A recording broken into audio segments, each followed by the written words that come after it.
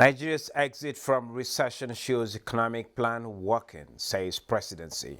Federal government released 1.8 billion naira February savings bonds. Central Bank of Nigeria to inject 118 billion naira into distribution companies.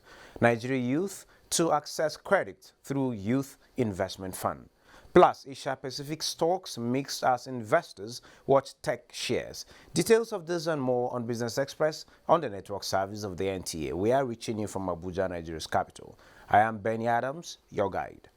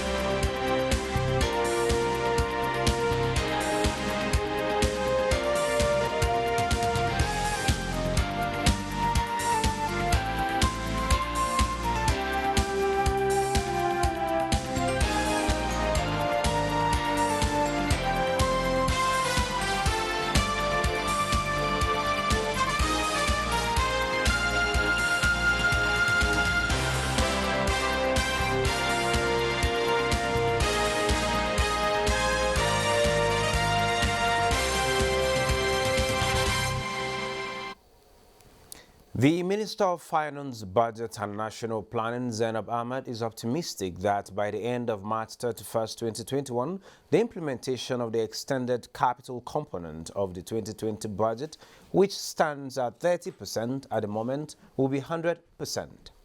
The minister was speaking at a meeting with leadership of the National Assembly on the extended capital component of the 2020 budget. The extension meant for agencies to continue to utilize the funds that has already been released to them. And we have made an assessment, and as of the first week of February, I'm afraid to report that the performance utilization of the extended amount was averaging about 30%. Let me commend the minister team for the level of implementation throughout last year. It was pretty high, perhaps the highest we've seen in a long time. Then there has been more releases for COVID-19 expenditure, and we can provide an update on that. That today our economy has shown significant improvement and we are technically out of recession. Our economy has grown the GDP by over 0.1%, and that is remarkable. That this is the dividend of the National Assembly passing the budget before the end of the year.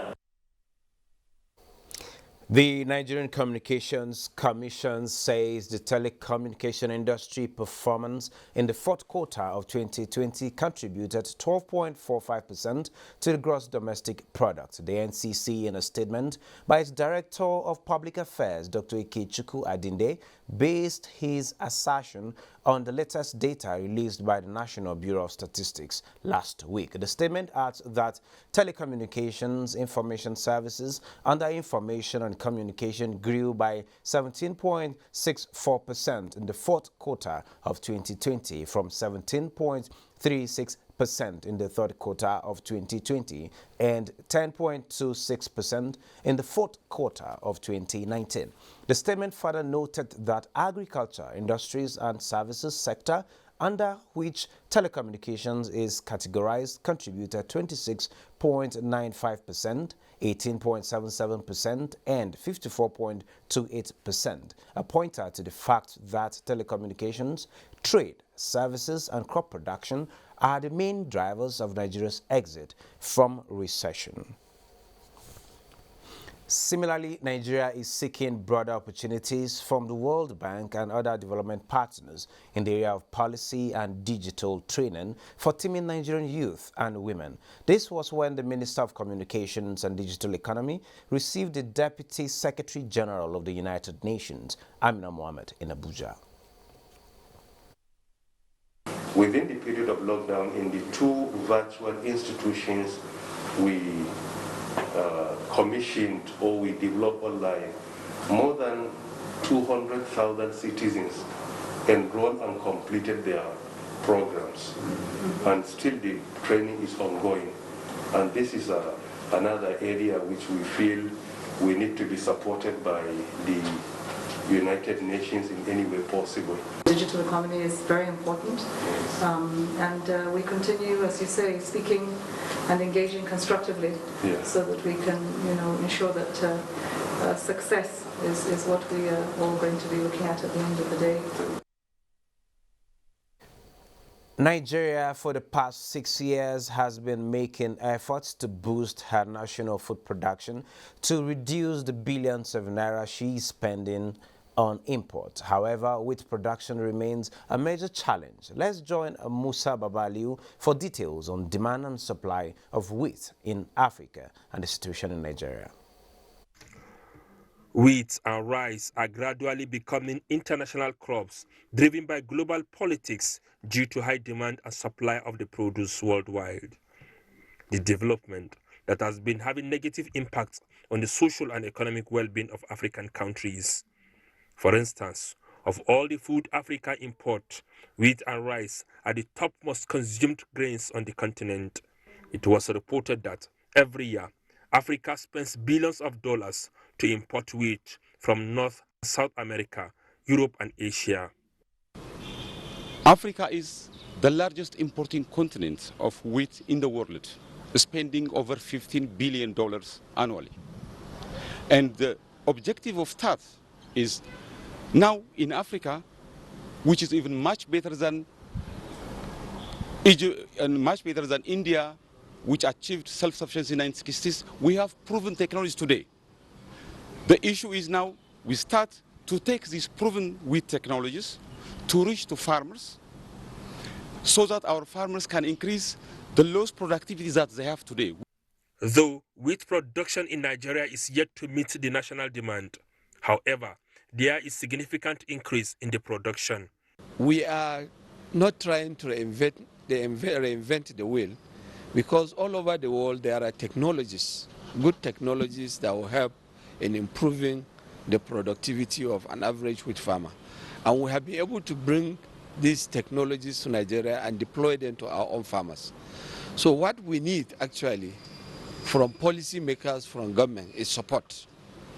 The government should be able to support wheat farmers just as they are supporting rice farmers. And what we should also be observant about is trade policy. No matter how well we fix agricultural production, if we don't guard and compensate for the distortions coming from outside, will not be able to sustain domestic production. As the country achieved this, issues relating to smuggling, sabotage, distraction, as well as international politics on wheat remain a challenge. To discuss the potential in wheat production and its entire value chain is the National President Wheat Farmers Association. He's no other person but Salim Salih Mohammed. He joins us via Zoom from Kano. Mr. Salim, you are welcome to Business Express. Thank you very much, sir. Okay, Mr. Salim, if you can hear me, how important is wheat as a commodity in Nigeria? Wheat is an important crop which is largely consumed over the world. Wheat plays a very important role in the production in the country.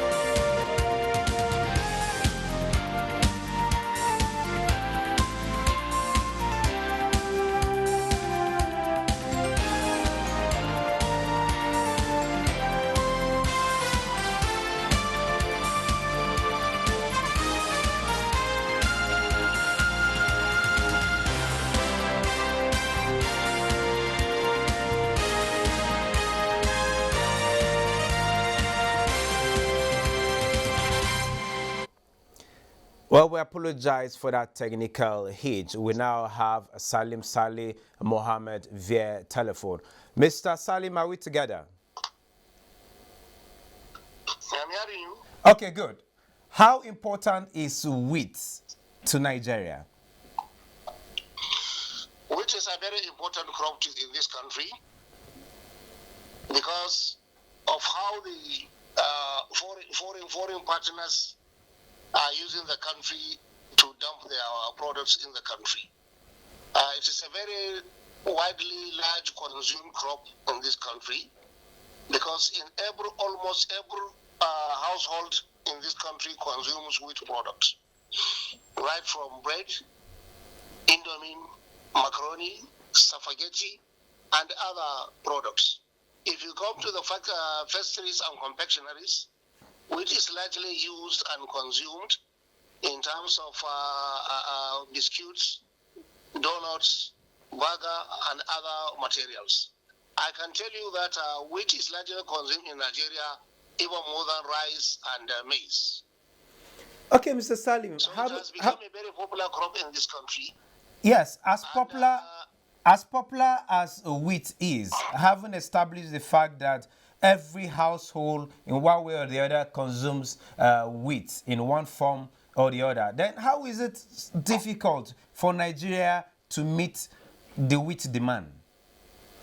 Yes, that is a very critical area that we have been advocating and have been, advising the government to focus attention and give a very good much support attention to the wheat production subsector. In wheat, we have the potentiality to grow the wheat. We have the farmers that are willing to farm the wheat. We have received a lot of innovation technologies, from so many programs across the country, and we have an institute highly dedicated for the seed production of wheat in the country. But because I think it's the issue of the policy and the politics that is allowed to play a very significant role in the wheat production subsector. Okay, are wheat producers under Uncle Boro's program or any interventions? There's been a whole lot of interventions from the CBN and some other financial institutions. Which of these interventions is wheat farmers? Are wheat farmers benefiting from? You see, as earlier launched by the President Buhari in 2015, the first impression was wheat and rice. That was what the CBN Anchor program come about it. But unfortunately, they paid much attention to rice than wheat. As I've been saying, that there is a very very strong bottleneck that is influencing the rice. I don't know whether it may be because of the bilateral trade relation between Nigeria and United States of America on the wheat importation, or maybe there are some forces that were militating against wheat production in the country. But since the beginning of that CBN Anchor program in 2015, Wheat Farmers Association of Nigeria was able to secure a facility from CBN for its farmers in 2018, which we call it a pilot program to test the parameters of how we can access the facility, pay back the facility, and then how we can influence. Because the major challenge in wheat production in Nigeria is off-taking, to be sincerely with you. It's off-taking. During the accelerated wheat program in 1992 or 1986 to 92, there was a poor off-taking from the giant flour milling plants in the country. They were saying that wheat is poor quality. Wheat has a lot of materials, inserted into it. But when we come to lead the association, we find this to be a challenge to us. Okay, Mr. Salim. We have cleaning, grading, and sorting machine situated in about 3 places in Nigeria. One in Kano, one in Kebbi, and the other one in Maiduguri. And we have received a lot of innovation trainings, on technologies of how we can impact the wheat production productivity. And then we also, have a meeting with the Giant Flour Milling Association, proving to them that Nigerian wheat of a high quality standard, high protein content, level of the glutamine is also acceptable. And then we have proved to them that it's a wheat bread making flour. Because initially they were saying that Nigerian wheat is not bread making wheat. But we have proved to them that is a bread making wheat. This culminates into signing an MOU between Wheat Farmers Association of Nigeria and the Flour Millers Association of Nigeria, that they are willing to protect all the locally produced wheat in the country, which we have started at a very good significant scale. This gave us the light, and the impression that we should go and access a CBN Anchor Grower program, which we started, as I told you earlier, as a pilot program of about only 9,000 farmers. CBN gave us a facility of about 2.3 billion naira. We put into the production. Fortunately or unfortunately, that time we had intermittent heat, intervention into the sector, which is a cold seasoned product. Okay. So it is largely grown between November to March in every year. So Okay. With this, Mr. Salim. Intervention of heat. Okay, Mr. Salim. Most of our crops are not that heat tolerated crops.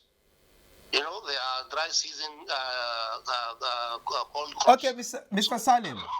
With this value addition, bringing in machinery and expertise to improve the value for international exports, how competitive is the Nigerian wheat on the African scene, looking at the African continental market as well as exports around the globe? Yes. So, as I was telling you, that the major problem facing the wheat production in this country is finance.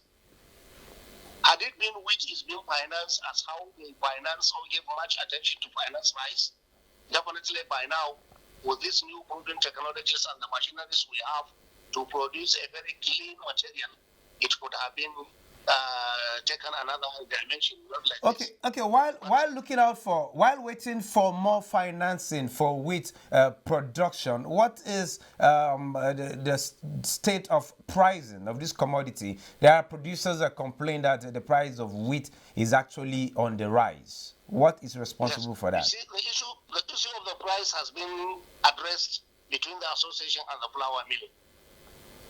We have addressed that. We look at the cost of the production, and then the Flour Millers Association has to top it to about 40 to 50% above the production cost.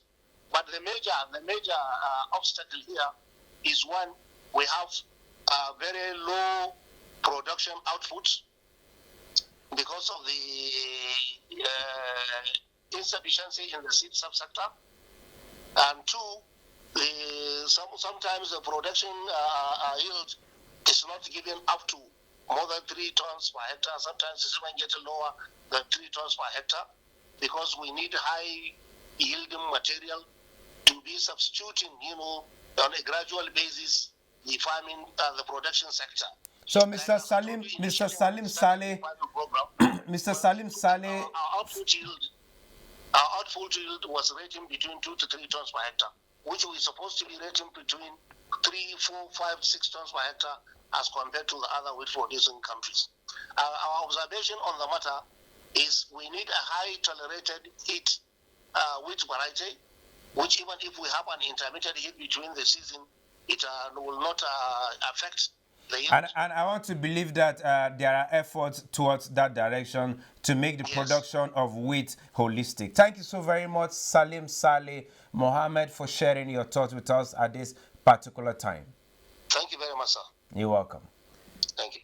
Well, moving on, gold prices hovered near a one-week peak on Tuesday after gaining 1.5% in the previous session as U.S. Treasury yields retreated, lifting the appeal of the bullion.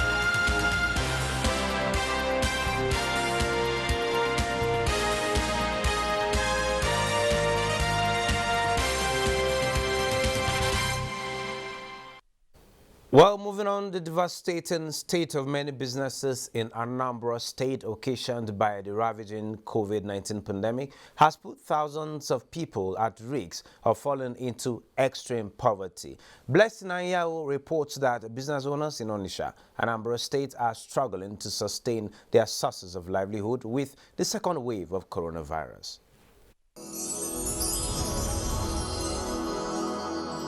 Surviving COVID-19 series is brought to you in partnership with the Central Bank of Nigeria. Nigerians woke up to the reality of COVID-19 in February last year when the index case was reported. Since then, cases of new infection has been on the rise on a daily basis. This development did not only instill fears in people, it equally affected sectors of the economy. 1 year down the line, Nigeria, especially business owners, are still counting their losses. Mr. Sunday Obinze is one of such business owners in Onitsha Headbridge Market who deals on building materials for 25 years now. About the pandemic called COVID-19. It affected our businesses, not only mine, but that of my subjects. Because I have so many people under my control in the market, so it affected all of us. Generally, in respect of customers not coming in to buy from us, we were not able to travel out to buy. So in other words, we are restrained to the little ones we have.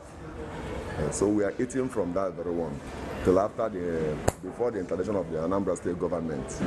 Having suffered a setback, Sunday Obinze believes he will bounce back. His Excellency, the Governor of Anambra State, Mr. Chibwili Obiano, was able to reach out to some traders in respect of palliatives, cash we are giving to us, and the edibles. To assist the families for the few weeks the market was shut down.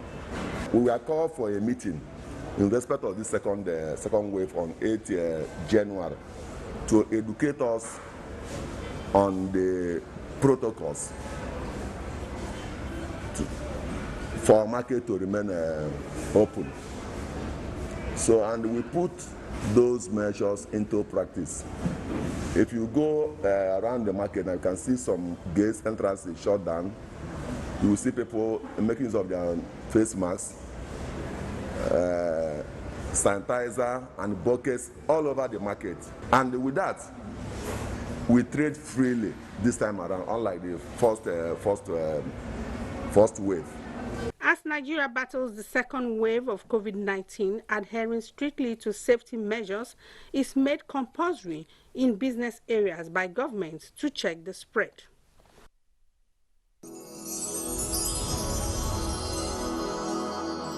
Surviving COVID-19 series is brought to you in partnership with the Central Bank of Asia Pacific stocks mix as investors watch tech shares. Neka Oko reports. Shares in Asia Pacific were mixed in Tuesday trade as investors monitored technology stocks after their counterparts declined overnight on Wall Street. Mainland Chinese stocks were mixed as the Shanghai Composite gained 0.14%, while the Shenzhen Component dipped 0.531%. Hong Kong's Hang Seng Index gained 1.07%. European stocks opened in positive territory on Tuesday, with investors focused on coronavirus developments, economic recovery, and earnings. London's FTSE is seen opening 6 points higher at 6,612. Germany's DAX 12 points higher, CAC 40 of France 9 points up. In the US, the markets are expected to open mixed after a red day on Monday to start the week. The S&P 500 and Nasdaq had closed lower on Monday.